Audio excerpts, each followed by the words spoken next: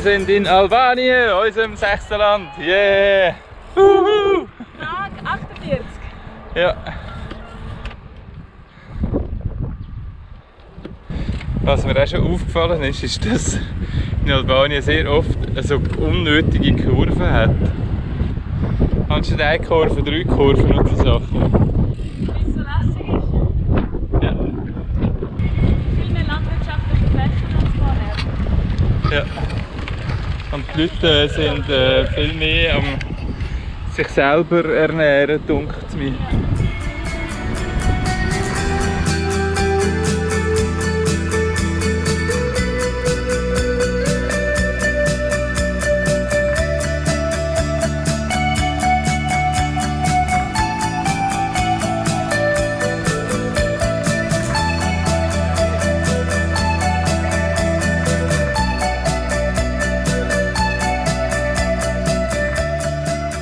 Unser erster Stopp in Albanien war die Stadt Shkodra.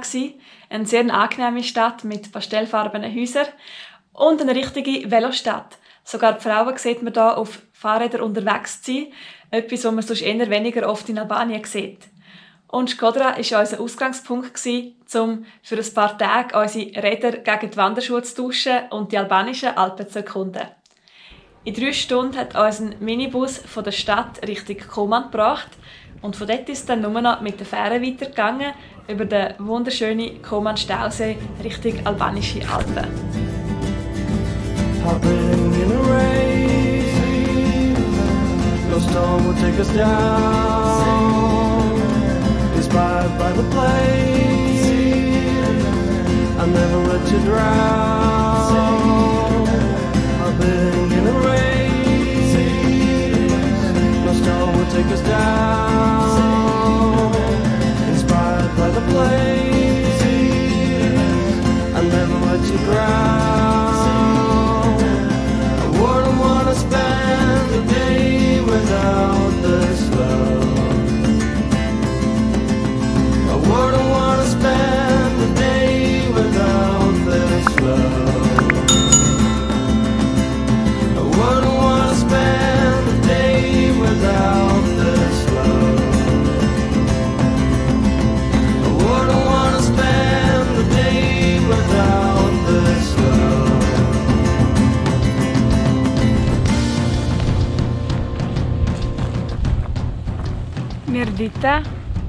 Wir sind in den albanischen Alpen. Und sie haben eine gewisse Ähnlichkeit zu den Schweizer Alpen. Man kann sich fragen, wieso kommen wir auf die Idee, so weit zu reisen mit dem Velo, um nachher zu wandern, in einer Gegend, die aussieht wie bei uns. Aber es ist halt trotzdem völlig anders. Es ist wunderbar, wieder in Wäldern unterwegs zu sein, in der Natur. Mit dem Fahrrad sind wir doch schon sehr viel draußen unterwegs oder übernachten in der Natur, aber irgendwie mit dem Wandern fühlt es sich dann doch noch mal anders an. Es ist irgendwie näher dran an allem. Wir freuen uns sehr, jetzt 3 Tage am Wandern zu sein, hier im Valbona Nationalpark.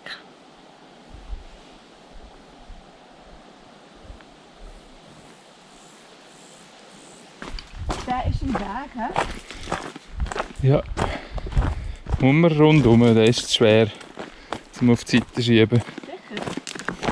Ich glaube schon.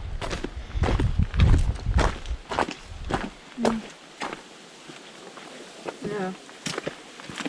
Legt sich nicht.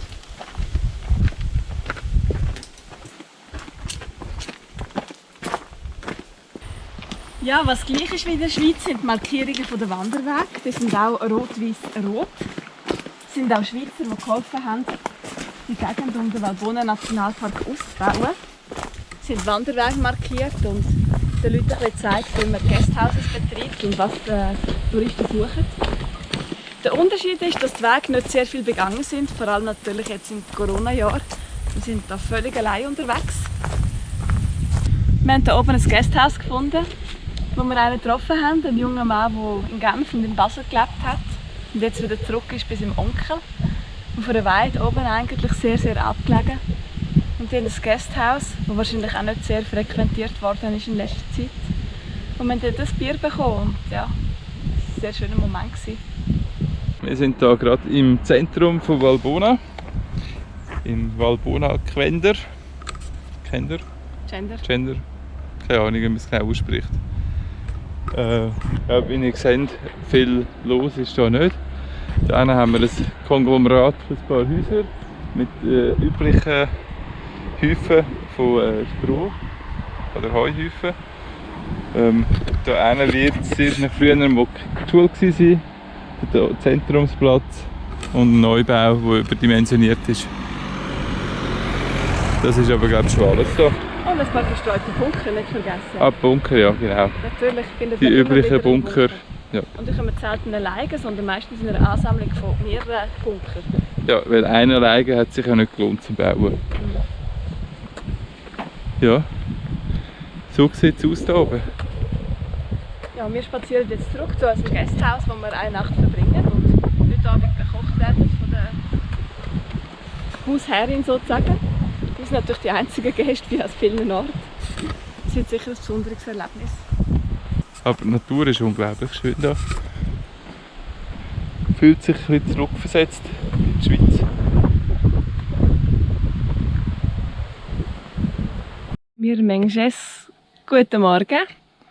Guten Morgen. Wir sind im Valbona Nationalpark.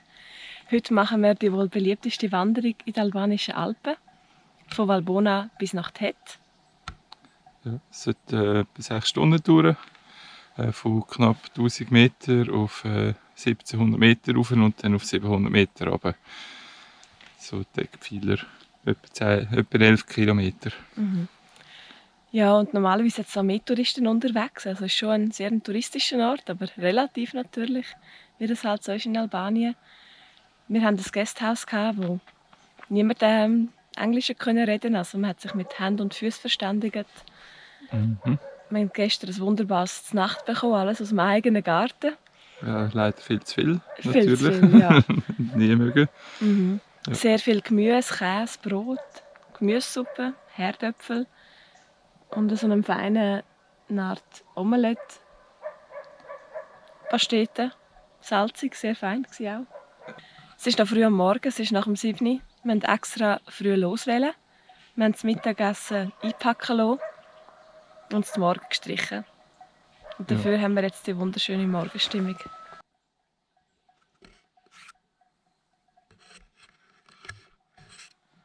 Ja, mal schauen, wie gut wir laufen mögen. Bis jetzt sind wir das Velofahren gewöhnt, also ein bisschen Kondition ist um, aber vielleicht an der falschen Stelle. Genau. Los geht's!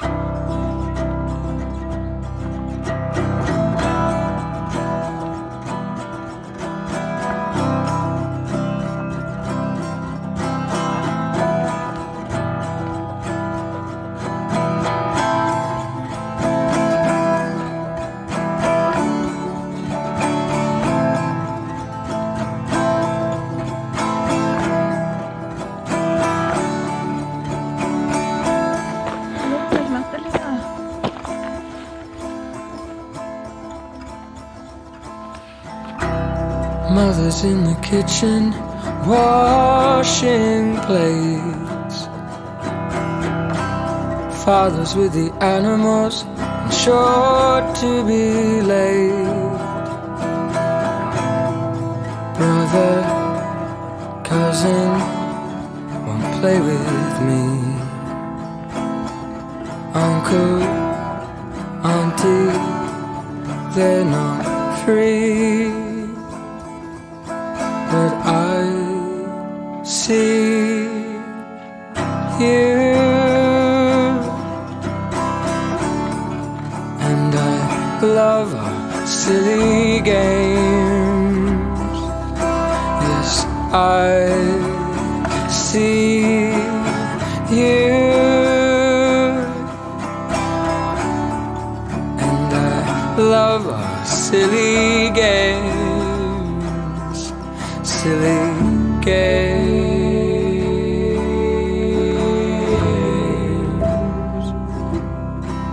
silly games.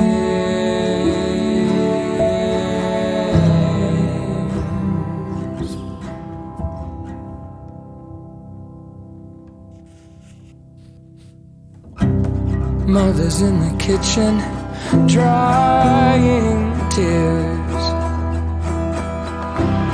father's on the outside, won't come near.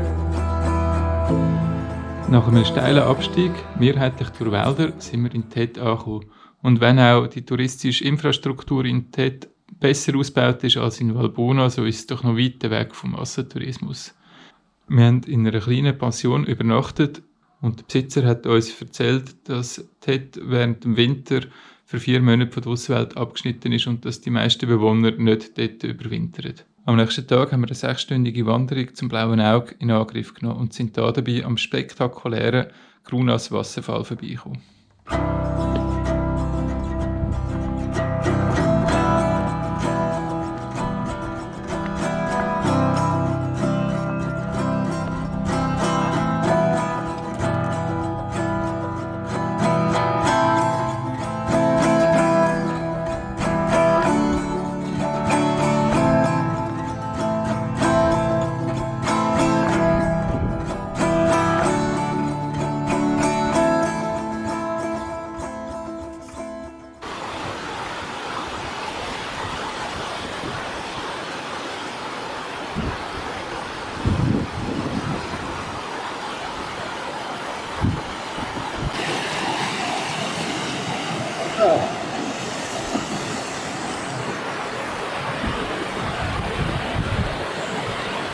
Oh, oh. Ja. Oh, oh. Really?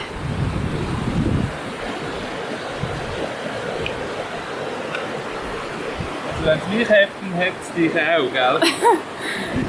Und fühlst dich sicher? Ja, mega. Genau, ist schon gebrochen. Ja, und dann? Jetzt hat immerhin 2 andere noch. Ja, und da stützt es auch. Der jetzt geht. Das war die Brücke, um nach unserer Wanderung zum Blauen Auge wieder zurückzukommen ins Dörfli Tet. Wir gemeint, das ist eine Autobrücke und das ist die offizielle Brücke. Am nächsten Morgen haben wir den albanischen Alpen Ciao sagen. Für uns ist es zurückgegangen auf Škodra, zurück zu unseren Velos. Ja, wir fahren jetzt gerade aus Škodra raus, verlassen die Stadt, wo wir uns sehr wohl gefühlt haben, auch wenn es nicht wirklich eine schöne Perle ist. Also, mit Schönheit hat sie uns nicht betont, aber doch mit einem gewissen Charme. Ja, es geht jetzt für uns weiter Richtung Süden, Richtung Tirana. Zuerst ein Zwischenstopp in einem Agriturismo, den wir vom Cousin geschenkt bekommen haben zur Hochzeit. Wir freuen uns sehr darauf. Ja, es sind gemütliche 30 Kilometer heute, morgen ein bisschen mehr. Ja, aber das wird sicher schön.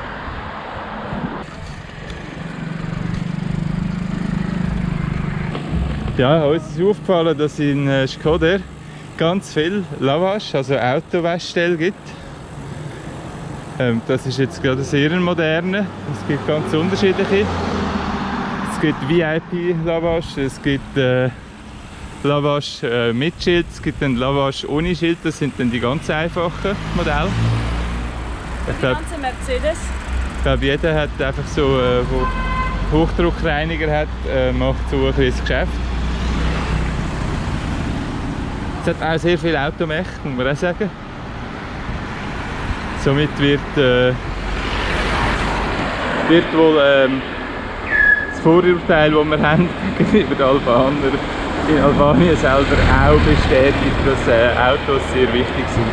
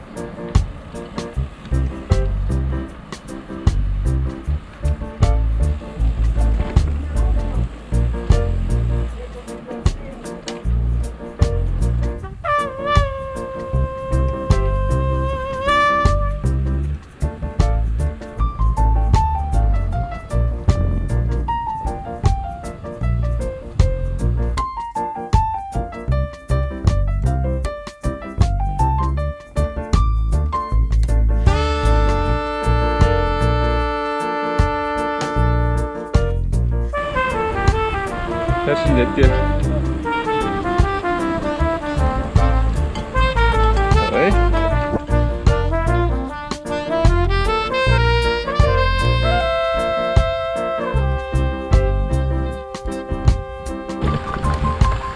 Unsere Velos sind halt gemacht, auch für solche Strassen, wie wir jetzt hier haben. Wenn es mal ein bisschen härter zu und her geht, nehmen sie das gleich easy.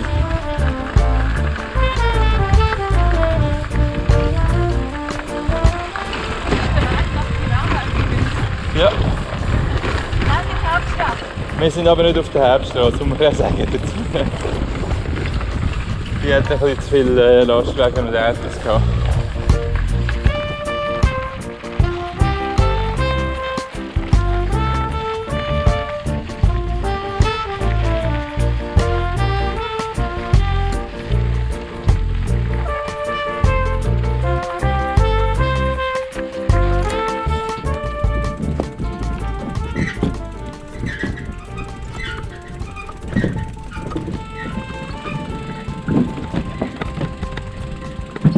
Oi, oi.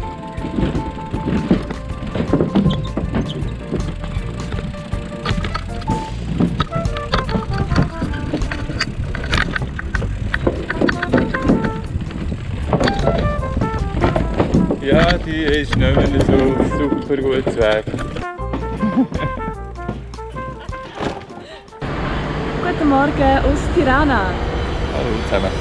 Wir sind gestern in der albanischen Hauptstadt angekommen und befinden uns jetzt vor einem der Hauptsehenswürdigkeiten in diesem Sinn, vor der Pyramide. Die Pyramide hätte eigentlich eine Kultstätte sein, um dem Diktator Enver Hoxha huldigen. Und ist 1986 fertiggestellt worden. Er ist aber vorher gestorben. Und somit ist das einfach stehen geblieben und wird seitdem für verschiedenste Projekte zwischengenutzt. Das hat auch schon mal ein Disco hier rein gegeben oder verschiedenste Kunstveranstaltungen. Das war natürlich auch schon mal ein Thema, um es einfach abreißen, damit man die Menschen nicht mehr an die schlimme Zeit unter dem Diktator erinnern sollte. Und andere haben gefunden, nein, das muss stehen lassen. Es hat dann eine Gruppe gegeben, die sich für den Erhalt der Pyramide eingesetzt hat. Wo einfach so das Mahnmal möchte, das verfallene Riesenobjekt in all seiner Hässlichkeit. Gehen wir mal schauen, was man drinnen anschauen kann. Ja, es ist zu verbarrikadiert, die Pyramide. Früher konnte man hier reingehen. Es ist wirklich ein hässliches Ding. Trotzdem irgendwie natürlich auch faszinierend, dass noch so ein nostalgisches Objekt rumsteht und eben für Partys genutzt wird. Ich kann mir da gerade vorstellen, wie es irgendwo da innen dran in diesen Tiefen mal einen Techno-Rave abgehalten haben. Früher, ja. Sehr, sehr besonders. Definitiv nichts Schönes. Auch Tirana ist nichts Schönes. Es lebt. Es hat sehr viele moderne Seiten. Es hat Moscheen neben der St. Paulus-Kathedrale. Viele alte Gebäude hat es natürlich nicht mehr. In der Altstadt sucht man vergebens. Es gibt noch so ein Zentrum, wo man sogar Fahrradwege eingerichtet hat. Und dann gibt es einen kommunistischen Teil, Bloku, wo heute so die mehr besseren und Touristen in den Ausgang gehen mit vielen Cafés. Die gehen wir dann nachher noch an. Ja, und sonst ist es einfach wirklich vollgestopft mit Verkehr. Es war wahnsinnig schwierig, in die Stadt reinzukommen mit dem Velo. Also Horror, so etwas habe ich nie mehr gesehen seit Athen. Ja. Und wir machen uns jetzt ein bisschen auf Auskundung heute, aber eben, wir haben leider nicht so schönes Wetter. Darum, ja, vielleicht können wir auch noch ein bisschen wegen dem Velo schauen, etwas reparieren oder unsere Route planen. Genau. Vielleicht können wir noch einen Bunker anschauen. Es hat ja ein paar von denen hier in Albanien. Wie gefällt dir Tirana bis jetzt? Sonst bin ich eigentlich erstaunt, wie modern das die Stadt ist. Hätte ich nicht so in diesem Ausmaß erwartet, dass es recht viele neue, moderne Häuser hat. Also man sieht es nur schon, wenn man hier oben schaut. Da ist das nichts Schönes da hinten, aber dort hat es neue, dort hat es einen neuen, modernen Turm. Ja, das ist so ein bisschen mein erster Eindruck. Und natürlich gepaart mit dem Gigantismus von den kommunistischen Staaten immer ein bisschen hängen mit diesen riesigen Plätzen und riesigen Gebäuden. Ja. spezielle Mischung. Also definitiv ein Besuch wert irgendwie. Also, eigentlich gefällt es mir. Also man fühlt sich eigentlich sicher und irgendwie wohl. Es ist nicht eine unangenehme Stadt. Einfach nicht schön.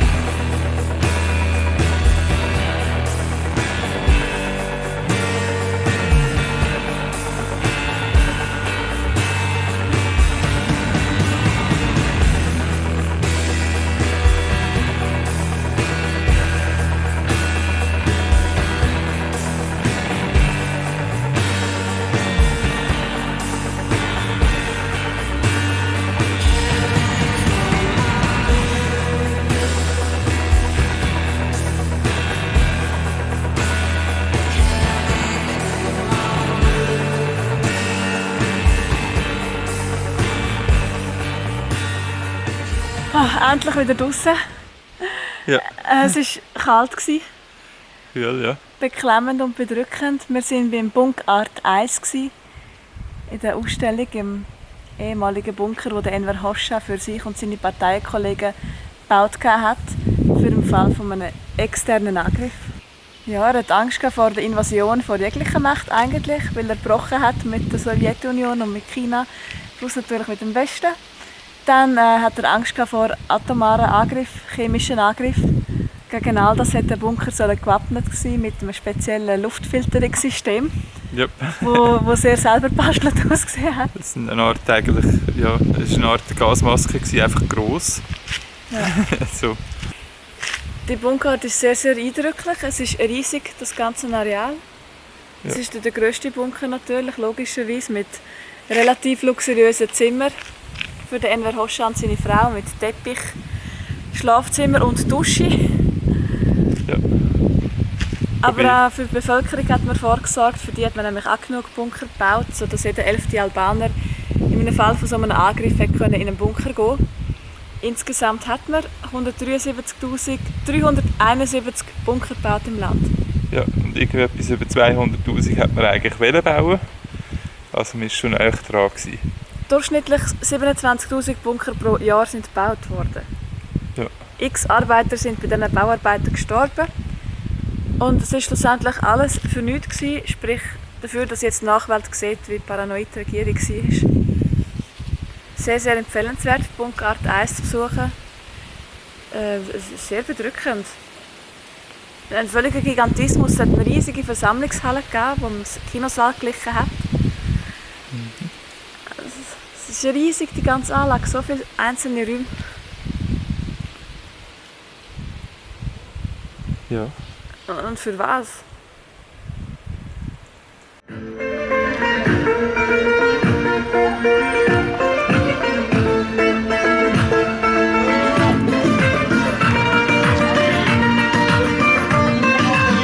Die sind super! Die sind mega toll! Ja, mit der gut. Gerade auf einer Mission, Schildkrötenrettungsmission. Sie war da mitten auf der Straße.